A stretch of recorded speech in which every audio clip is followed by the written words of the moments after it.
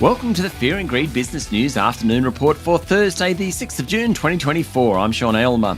Every afternoon, we've got the 5 stories that happened today that you need to know about. Story number 1, the S&P ASX 200 closed up 0.7% to 7,822 points, with the tech companies doing best, following a strong lead-in from Wall Street. Financials, healthcare and industrials also did well. In fact, Commonwealth Bank hit a new high today. CSL, Wesfarmers and Macquarie all jumped by 1%. Or more, while WiseTech Global jumped nearly 3%. Once again, the miners and the energy companies underperformed. In corporate news, Auckland casino operator Sky City cut its earnings guidance for this financial year, blaming the weak economy and recession-hit New Zealand and a delay in launching a new hotel project. Its share price fell 14%. Biopharmaceutical developer Telix Pharmaceuticals will raise $300 million to list on NASDAQ in the US later in the year. Its share price was up slightly today. Iron ore and lithium group Mineral Resources has sold a 49% interest in its Onslow iron ore project Hall Road to Morgan Stanley Infrastructure Partners for $1.3 billion. Its share price fell slightly. And a couple of stocks to hit new highs today were data center operator NextDC, software company Technology One, and funds management group Regal Partners. Story number 2, Federal Treasurer Jim Chalmers was defending the state of the economy today following the very weak growth figures yesterday. Economic growth for the March quarter came in at 0.1% and 1.1% for the year, the weakest in more than 30 years, outside the COVID period, that is. Dr. Chalmers said the economy will continue to grow, but quite softly. He avoided a question about a per capita recession, which we've been in for more than a year, instead blaming a higher interest rates. Dr. Chalmers said it is important to fight inflation without smashing the economy and to provide cost of living help in a responsible way. He added that he doesn't believe the tax cuts on July 1 will hurt efforts to tame inflation.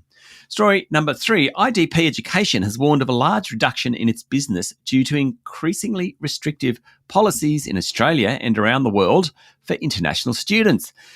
This company places international students into educational programs here in New Zealand, the US, UK, Ireland and Canada. What's happening in Australia, the backlash against surging student numbers post-COVID, is happening in other countries as well.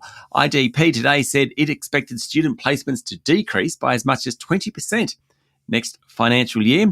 In its key markets of Australia, the UK and Canada, changed immigration policies in recent months will have a negative impact on the size of the international student market, and that's hurt IDP's business. Its share price has been pretty volatile, falling to around $11.50 during COVID, soaring to not far off $40 in late 2021.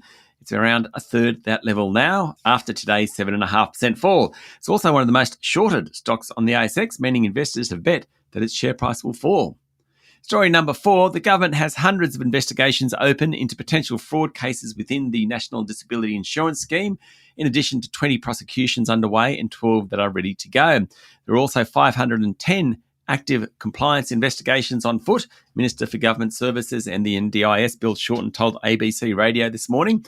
He said working out where fraud is happening is a big and ongoing task. Mr. Shorten said, and I quote, "Crooks don't self-report. That's why we don't know the full extent of it."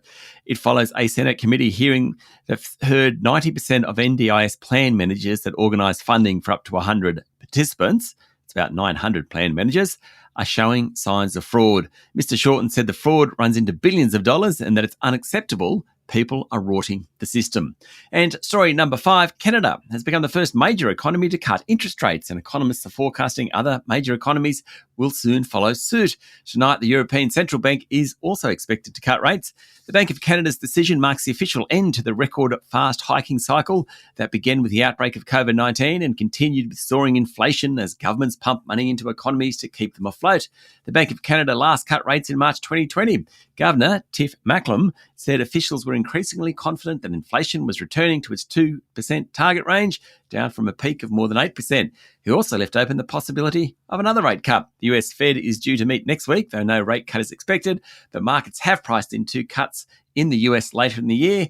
Reserve Bank of Australia, well, it's not really expected to cut rates at least until the end of the year, perhaps not until next year. That's it for the afternoon report for Thursday, the 6th of June, 2024. Don't forget to hit follow on the podcast and find Fear and Greed on LinkedIn, Instagram, X, TikTok and Facebook.